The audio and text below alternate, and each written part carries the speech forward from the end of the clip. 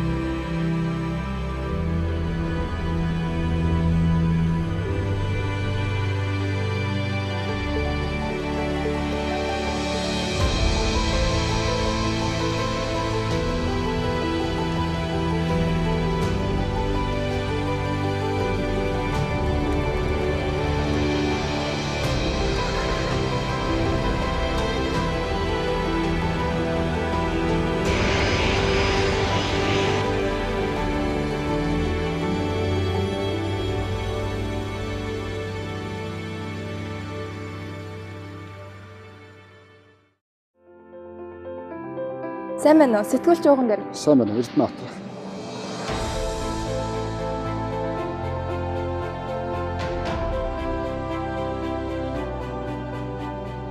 Монгол Улсын засгийн газар, Япон улсын Олон улсын хамтын ажиллагааны банк хоорондын гэрээгээр Улаанбаатар хотын Олон улсын Нисэх Онгоцны Шинэ Буудал барих төсөл батлагдсан ба JICA Японы Олон улсын хамтын ажиллагааны байгууллагын судалгаа тайлан гүйцэтгэл болгон аль бие усны зөвшөөрлөөр төслийн нийт боломжит үнийг 39.8 тэрбум йен гэж тогтоожээ. Монгол улсын тэгцэгээс 54 км-ийн зайд орших Төв аймгийн Сэргэлэн сумын нутаг дэвсгэрдэх хөшгийн хөндөд уг төслийг хэрэгжүүлэхээр батлагдаж нийт 1200 га талбайд бүтээн байгуулалтын үйл ажиллагаа эхэлжээ.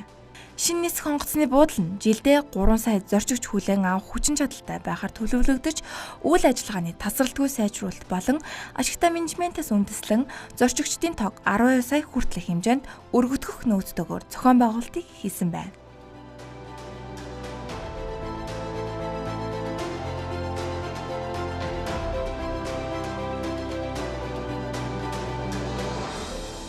Тэгэхээр шинэ нисэх төсөл маань яг одоо 5 дахь жилдээ явж байна. Яг одоо ингээд дуусах шатанд орсон байна л да. Тэгэхээр ер нь энэ төслийн анх яагаад тэ хөшгөө өндөд хийгдэх болсон талаар яагаад заавал хөшгөө?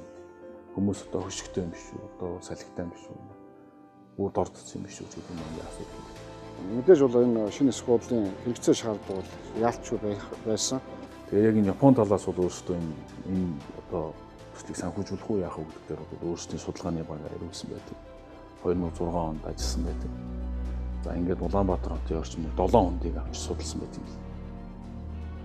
Хамгийн сүүлд бол одоо хуудлаа удаг, хөшгийн хөндий, налаах гэдэг гэсэн 3 хондын үнэтэй. Тэгээд налаах бол одоо хөрсөнд ороо зэвдэхтэй хуудлаа удаг бол одоо уулын өрөндөө саад нас их ойрхон байдаг. За ингээд хамгийн тохиромжтой Улаанбаатар хотод ойрхон байгаа. Одоо хөндий бол хөшгийн хөндий ийм байдлаар эцэс тогтсон. Одоо бидний Чингис хаан Олон улсын Нисэх буудлын өөрийн маань хүчин чадал анх 86 онд барьж байгуулахдаа 500 мянган зорчигчд үйлчлэх ийм хүчин чадалтай байгуулсан. Тэгэхээр өнөөдөр маань одоо Чингис хаан Олон улсын Нисэх буудлын энэ зорчигчийн тоо бол өсөн нэмэгдсэн. За ингээ хөшгийн хөндий бол газар зүүн байрлалынхаа хувьд одоо болцоод байдаг. Одоо цаашд нь явуулахын тулд бол одоо саяны яриад байгаа тэр агаарын одоо хурд үндэсний хэмжээ, салхины чиглэл, агаарын дадал бүх юмнуудыг одоо судалж үзэх хэрэгтэй. Энэ дээр бол одоо цаг үеийн байнгын станцыг 8 жил ажилласан. Ингээ бүх судалгаанууд нь гарсан.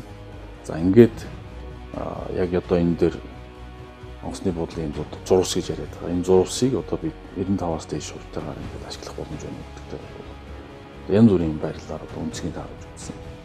За одоо яг ингээд бидний одоо барьж одоо бүтээн байгуулж байгаа энэ зурвас бол одоо хамгийн одоо шилдэг үе 98 он ашиглалтаар байхад тооцоо гарсан.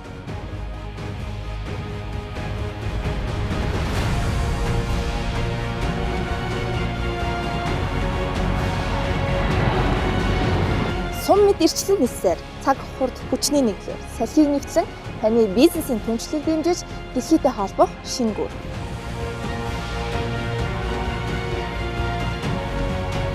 Яг барилгынхаа суурийг хараад үзэх юм бол бас Монголдо бол хамгийн том суурьтай ийм барилга байгууламж гэж үзэж болно.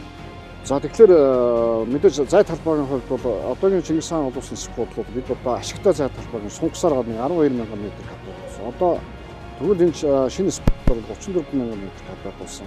За мэдээж одоо агаарын хөлөг үйлчлэх 6 одоо үзүүлж хоолойтой 3 сая хүнд жилдээ үйлчлэх хүчин чадалтай. Нэг дор одоо 6 онгоц нисэхэд бол зорчтой ингээд чөлөөтэй ингээд оруулж гаргаад үйлчлэгээ явуулах юм зорилготойгоор бүх одоо төлөвлөлт нэгдсэн. Дээрээс нь манай аэродром маань хоёр талаасаа буух буулт хүлээн авах чадвартай. Урт нь бол 3600 м, өргөнөөр 45 м. Олон улсын зэрэглэлээр 4И гэсэн зэрэглэлээр одоо гэрчлэгч ийм одоо аэродром бий болж байгаа. За энэ аэродромыг одоо гэрчлэгч хүлээж авснараа бид нар та бүгдийн мэдих том хүнд даацын одоо онгоцнуудыг хүлээж авах бүрэн чадвартай гэсэн үг. 3 үндсэн бүтээн байгуулалтын ажил өрнөж байгаа. За энэ эхний ээлжинд бол үндсэн зээлийн гэрээтэй холбоотой нийтдээ одоо 32 барилга байгууламжийн асуудал байгаа. За хоёрдугаар асуудал нь бол нэмэлт зээлийн гэрээтэй холбоотой 15-6 барилга байгууламжийн асуудлууд байна. За гуравдугаар асуудал нь болохоор Монгол Улсын засгийн газрын хөрөнгөөр баригдаж байгаа гэсэн ийм одоо 3 төрлийн бүтээн байгуулалтын ажил бол энэ том одоо Улаанбаатар хотын Шинэ олон улсын нисэх буудал гэсэн бүтээн байгуулалтын хүрээнд одоо явагдаж байгаа. Олон улсын ерөнхий гүйцэтгэгч гэдэг ийм том гүйцэтгэгч одоо Samsung, Mitsubishi гэсэн хоёр том компани орж ирлээ ш. Ийм одоо том гүйцэтгэгч орж ирээд ийм хэмжээний бие даасан том объектыг эзгүй баяр бариад гарч байгаа гэдэг энэ утгаар нарах нь бол анхны том одоо барилгын төсөл.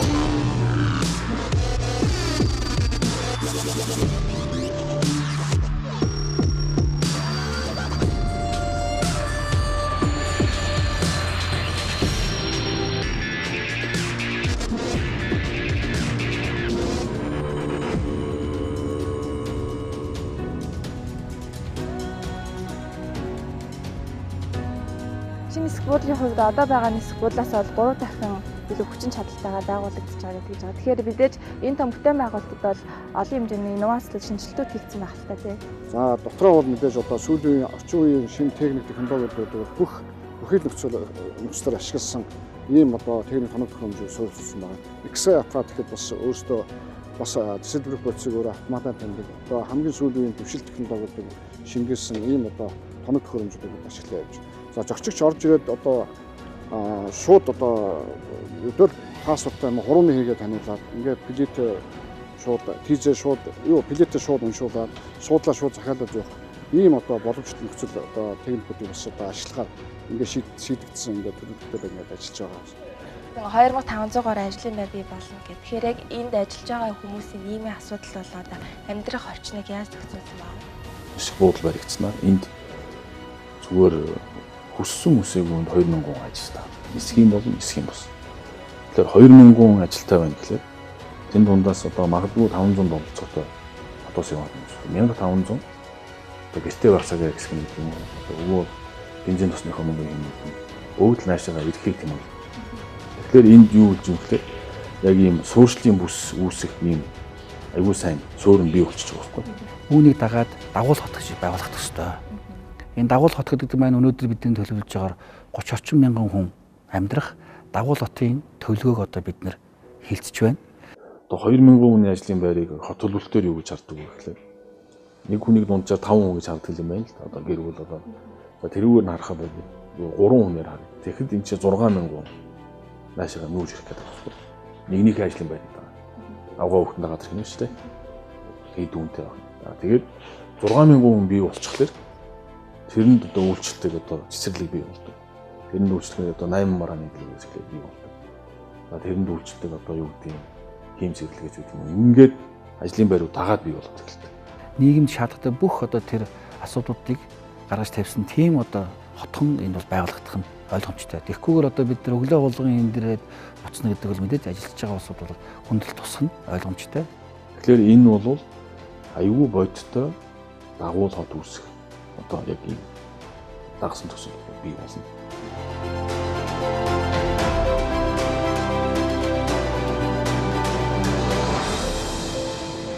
Ази Европыг холбох агаарын тээврийн зүрхэнцэг Улаанбаатар хотын Олон улсын Шинэ Нисэх Буудал.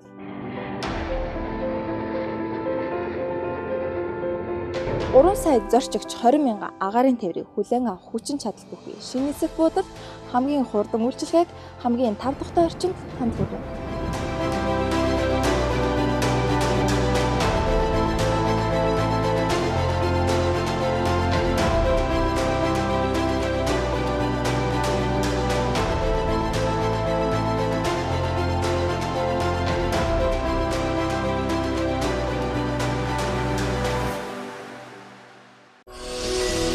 Урагшаа Монгол төслийн ерөнхий ивент тэтгэгч амжилт бүхний ард Капитрон банк. Тэгэхээр удахгүй Монгол Японы хамтарсан компани байгуулагдана. Тэр яг энд Монгол улс хэдэн хувийг эзэмших юм бэ? Цаашд хувь эзэмшлийн ямар нэг өөрчлөлт гарах уу? За саяхан одоо засгийн газрын тогтоол гараад за энэ хөшийн хөндийн шинэ Нисэх Онгоцны буудлын 49% эзэмшигч компаниг хөшийн хөндийн Нисэх Онгоцны буудал гэсэн ийм төрийн өмчит компани байгуулахар юм тогтоол гарсан байгаа. Энэ бол Монгол талын 49% эзэмшигч компани. За мэдээж нөгөө талд Япон талаас 51% эзэмшигч компани гарч ирнэ. За энэ хоёр нийлээд өнөөдөр тусгай зорилтын компани гэдэг дундаасаа нэг компани гаргаад тэгээ энэ Нисэх буудлын менежментийг бол цааш даваа явах юм байна. Компани салбартаа гол тоглогч байхын тулд баримтлах зарчим юу вэ? Олон улсад нийцсэн зочигчүүлсхийн стандартыг бид нар бүрэн утгаар нь хангаж өгөх ёстой. Ингэснээр бид нар зочигчдын бэлтгэл ханамжийн батлаг авснараа авиа компаниуд манад ирэх нислэгийн тоо давтамж нэгсэж таарна. Манад нисэж ирэх авиа компаниудын хүсэлт олноороо ирж таарна. Тэгэхээр бид нар энэ Нисэх Онгоцны буудлыг бол хэрэглэгч тэрнийг даган ирж байгаа үйлчлүүлэгчдэг бид сэтгэл ханамжийн өндөр чанарын үйлчлэгийг үйлчилснээрээ одоо манай бизнесийн гол одоо зарчим тэн дээр толбох уу гэж би ойлгож байна. Мэдээж одоо Япончууд одоо менежментийг авч явна гэдэг бол одоо Монголд бол шинэ ноу-хау одоо шинэ технологиудыг нэвтрүүлэх, шинэ үйлчлэгээнүүдийг нэвтрүүлэх их мэт олон давуу талууд байгаа. Мэдээж Японы тэр олон жилийн туршлагатай энэ буудлын үйлчлэгийг авч явдаг энэ туршлагыг бол бид одоо эхний ээлжинд өөрийнхөө одоо энэ суурин дээр өөрийнхөө бас хөрсөн дээр ингээд бас буулгаад аваа явна гэдэг бол бидэрт бол эргээд бас өөрөө тэр шинэ үйлчлэгээр өгөх боломжтой давуу талууд байна. Агаарын тээврийн салбарын олон улстай хэрхэн өрсөлдөх вэ? 13 оноос хойш бүх одоо дэлхий дээр хэрэглэж байгаа сүүлийн тоног төхөөрөмжүүдээр суугаад ажиллана.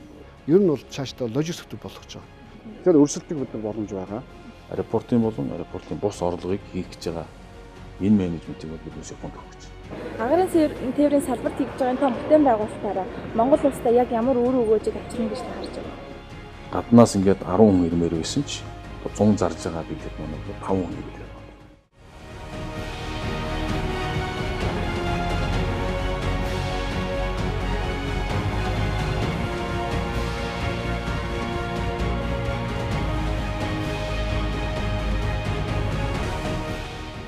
Монгол улс агаарын тээврийн салбартаа гол тоглогч байхын тулд баримтлагдаг зарчим юу юм бэ?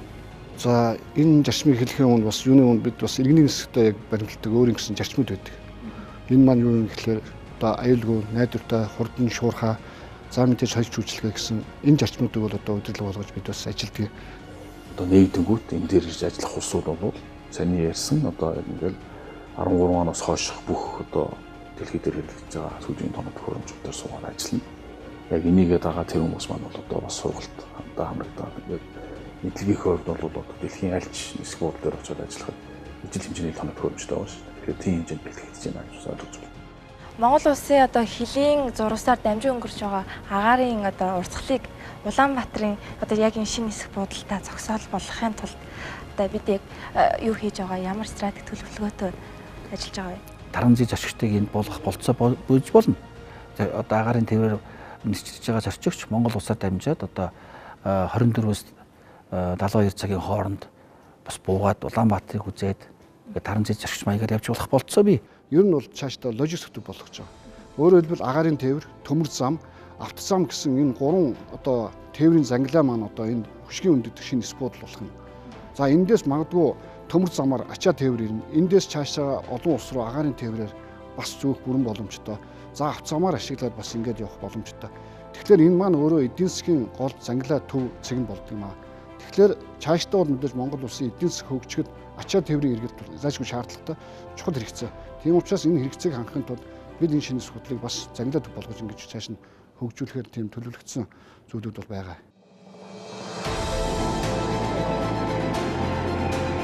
Бид хамтдаа хийж бүтээж чадаж байгаагийн тод жишээ. Тэдний зорилго бидний бахархал.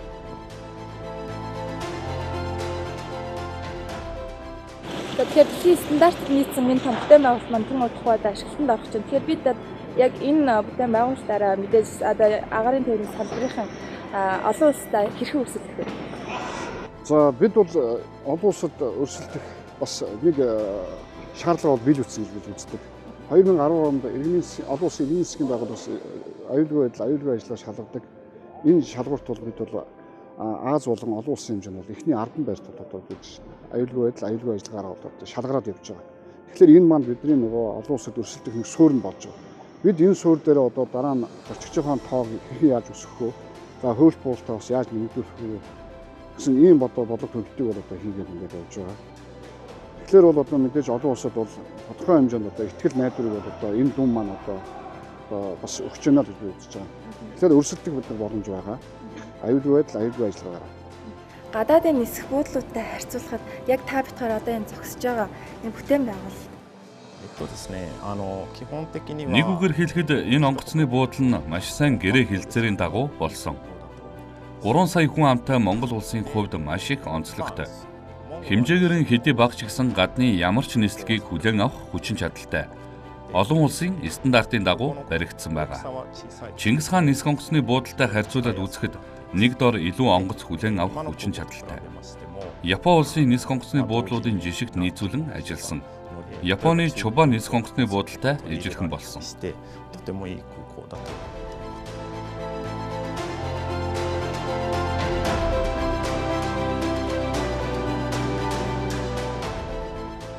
Дэлхийн нийт дээр явж байгаа амжилттай явж байгаа аэропортууд гэхэлэр яг одоо аэропортын болон аэропортын бус гэсэн юм хоёр орлоготой болсон. Аэропортын орлого нь бол үндсэндээ бага болсон байна. 40%, 30%. Аэропортын бус орлого нь 60-70% хооронд эхэлсэн. Тэгэхээр энд яг саяны тэр одоо аэропортын болон аэропортын бус орлогыг хийх гэж байгаа энэ менежментийг бол биднээс Японд өгөх гэж байна. Энд бол улсууд орж ирээд одоо биднээс магадгүй одоо Япон муу Солонгос аэропортууд дээр их буудаг болсон. Тэнд бол одоо Онгоцны буудал гэхлээр хажууд нь гольфын талбай байж байгаа. Хажууд нь том шопинг мол одоо үйлчлэгч байж байгаа. Томоохон ресторан үйлчлэгийн газар байж байгаа. Эндүүн хүмүүс ирж үйлчлүүлж буцдаг нисэх гэж биш. Зүгээр эргүүл хоолойтой амрах гэж. Уул одоо нэг сайхан зүгээр томоохон хөндөй талыг үзэж явж байгаа. Ингэж ирж байгаа энэ зах зээл рүүгээ чиглэсэн ийм менежментийг бол бид өгч байгаа. За нөгөө талдаа одоо салгаж ярих хэрэгтэй юм нь болохоор агаарын тээвэр. За энэ тээвэр бол одоо газрын үйлчлэгнээс хамаарж байгаа юм бол саяны менежментийн нөхцөлтэй бид бол үн бензин одоо шатхууны тий. Энэ дээр бол та нар хамгийн хямдхан нөхцөлийг тавьж өгөөч. За тэгээд бид олон одоо авиа компаниудын нисэх онцнуудыг энд авчирч буулгая. Зорчигчийн ачаагийн хооронд нь одоо ингэ солилцох одоо ингээд хооронд нь айлуулах учрыг олж өгч ингээд менежмент хийж байгаа. Ийм багийг бүрдүүлэх гэдэг бол бас нэг тусдаа бодлого хэвээр тусдаа менежмент явах. Агаарын тээврийн салбарт хийж байгаа энэ том бүтээн байгуулалтаараа Монгол улстай яг ямар өөр өгөөжийг авчирна гэж харж байна. Гаднаас ингээд 10 хүн ирмээр байсан ч одоо 100 зарж байгаа билет маань бол 5 хүн ирлээ. Тэгэхээр нэвтрэх боломжгүй. За энэ жил одоо Монгол руу бол билет олдохгүй юм байна. Нөгөө үнэтэй байна цагаар ажиллах одоо хойшлуулдаг. Бид ингээд саяныхаа боломжийг өргөсгөө одоо ингээд менежментээ нээж өгөө либералчлал явуучих юм бол дэд бүтцийн хувьд бол одоо тэр саяны орж ирж байгаа 10 хүн магадгүй цаана нэмээд 5 хүн орох боломжтой нисэх буудлыг бариад өгч чинь гэсэн. Тэгэхээр яг энийгээ дагаад одоо жуулчд гэдэг юм уу гадаадын одоо дамжин хөрөх нисгчд байх одоо зорчигчд байх юм. Энэ болгоныг одоо бид менежментээ сайн хийж чадах юм бол бүгднийг нь хөгжүүлэх хамгийн гол нь дэд бүтц шүү дээ. Энийг бол би бий болгочихж байгаа. Агаарын тээврийн салбар нь өөрөө хөгжснөөр бусад салбаруудтай том хөрөнгө оруулалт болж өгдөг л та. Жишээлбэл аялал жуулчлалын салбар мөн бусад салбарууд та. За мэдээж одоо зорчигчдын тоо өснө нэмэгдэж байгаатай холбоотойгоор бас ер нь бол нийт хийж байгаа зорчигчдын нэлээд хувь нь мэдээж аялал жуулчлалын байдаг. Тэгэхээр үүнийгээ дагаад бас тодорхой хэмжээнд Монгол энэ маань өөрөө хөрөнгө оруулж байгаа. Үүнийгээ дагаад бусад одоо энэ дагалдах салбарууд бол өөрөө хөгжиж байна. Одоо тэгээд нийтийн тээврийн салбар эсвэл одоо бусад аялал жуулчлалын салбар гэдэг энэ гэх мэтлээ одоо олон дагалдах салбарууд бол одоо мэдээж эндээс тодорхой хэмжээнд бас одоо ашиг бүрдээд одоо ашиг болгон нэмэгдэх бүрэн боломж байгаа.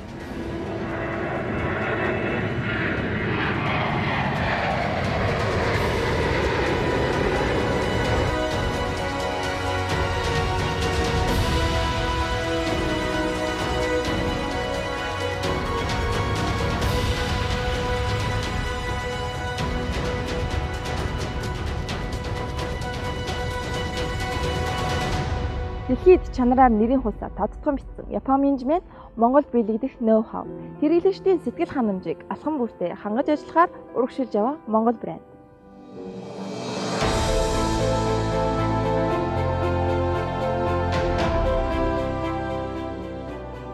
Монгол урагшлахын тулд бид яг юу хийх хэрэгтэй гэж таардаг вэ? Хогоо цонхоор хайцдаг. Бие бинийгээ муухай харцдаг. Тэгээд ямар ч байсан нэг нь одоо альтернатив болох төвшөө босгочтой. Ийм хэмжээний наад захын одоо энэ ёс зүй нэг хөвгний төлөвшил бий болох хэрэгтэй байна. Тэмүүлэл таны хөтлөн Урагшаа Монгол төсөл.